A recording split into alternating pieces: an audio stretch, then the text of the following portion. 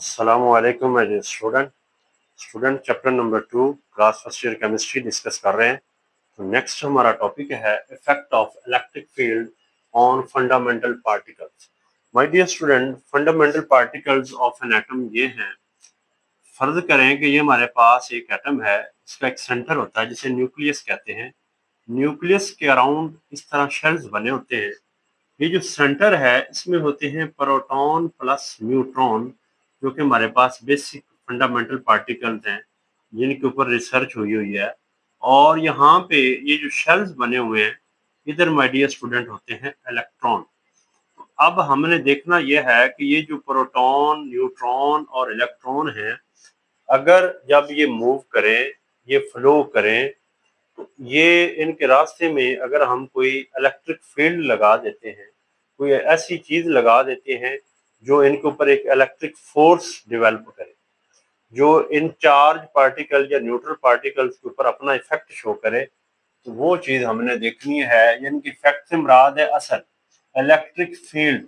My dear student, electric field से मुराद ये है कि हमने कोई इलेक्ट्रिसिटी का सर्किट लगा देना है। और इलेक्ट्रिक फील्ड जो है, एक्चुअली ये एक इलेक्ट्रिक फोर्स लगाएगी चार्ज पार्टिकल को अपनी तरफ, या अट्रैक्ट करेगी या उन्हें रिपेल करेगी। इस तरह की ये फोर्स लगेगी।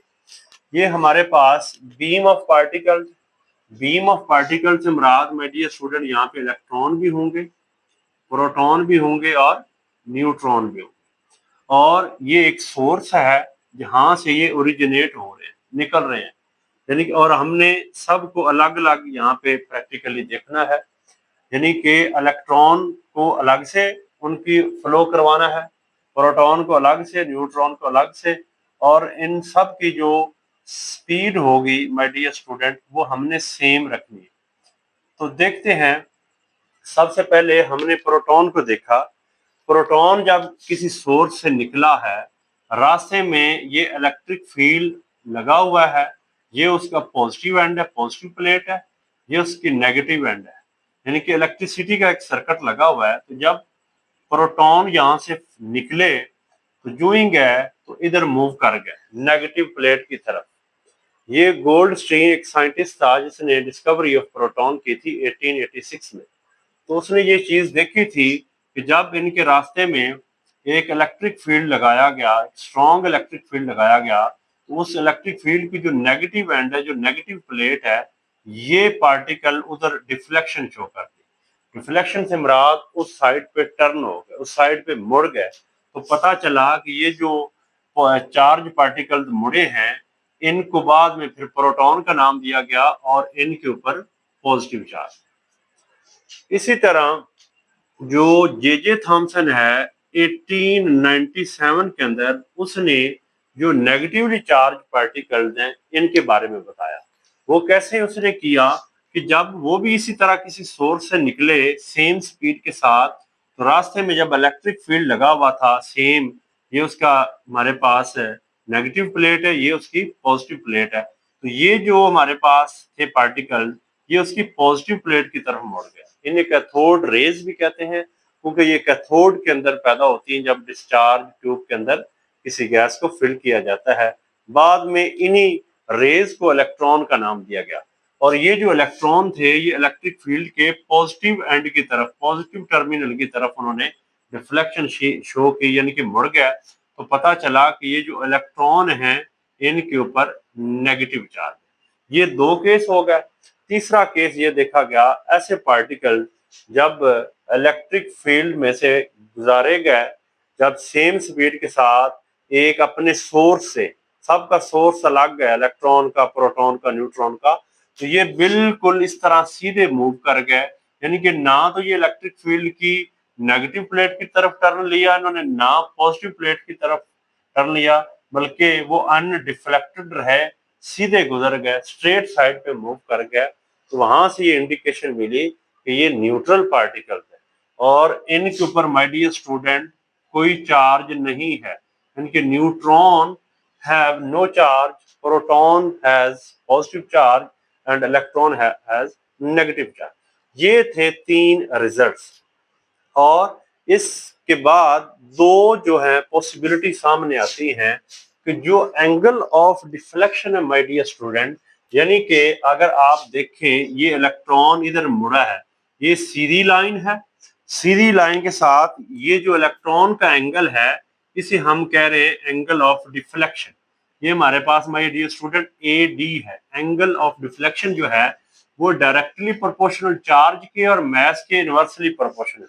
इनवर्सली मीन अगर पार्टिकल का मास कम होगा तो उसकी डिफ्लेक्शन ज्यादा होगी, और चार्ज ज्यादा होगा तो डिफ्लेक्शन कम होगी। तो बात ये ध्यान में रखनी है कि इलेक्ट्रॉन हो या प्रोटॉन हो, दोनों का चार्ज सेम होता है।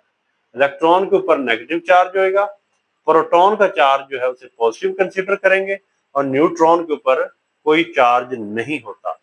तो अब जिन पार्टिकल का मास कम है उनका एंगल ऑफ डिफ्लेक्शन ज्यादा है।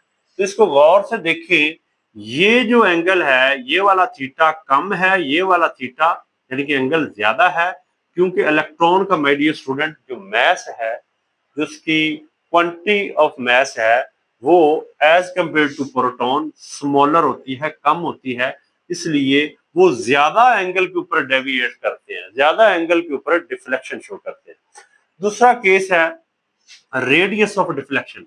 अब यहां से जब डिफ्लेक्शन हुई है तो अगर तो पार्टिकल इस तरह सर्कुलर फॉर्म में मूव करते हैं, अगर हम पॉसिबल समझें कि वो पार्टिकल इलेक्ट्रॉन प्रोटॉन इस तरह सर्कल बनाए डिफ्लेक्शन होने के बाद, तो वो उनकी जो डिफ्लेक्शन है, अगर जितना मास ज्यादा होगा जाहिर सी बात है उतना उनका रेडियस भी ज्यादा होगा।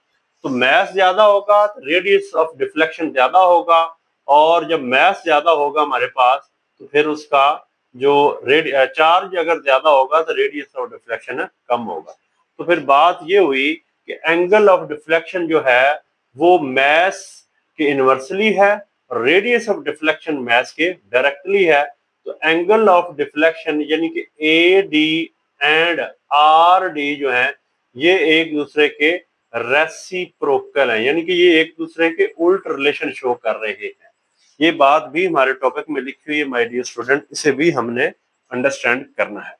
लास्ट पे लिखा हुआ है properties of fundamental particle. Fundamental particle हमने देख लिया, प्रोटॉन है, न्यूट्रॉन है और इलेक्ट्रॉन है। तो पहली फंडामेंटल प्रॉपर्टी ये है, यानी कि इन पार्टिकल की क्या अपने अंदर प्रॉपर्टीज शो किए हुए हैं। पहला है चार्ज।